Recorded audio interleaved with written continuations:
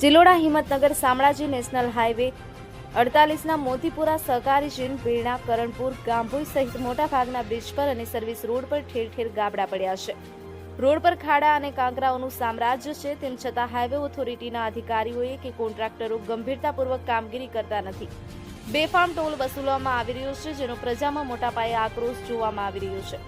જો આવનારા દિવસોમાં રસ્તાઓ સમારકામ કરવામાં નહીં આવે તો સાબરકાંઠા જિલ્લા કોંગ્રેસ સમિતિ દ્વારા પ્રજાજનોને સાથે રાખી હિંમતનગર ખાતે ઉગ્ર આંદોલન કરવામાં આવશે.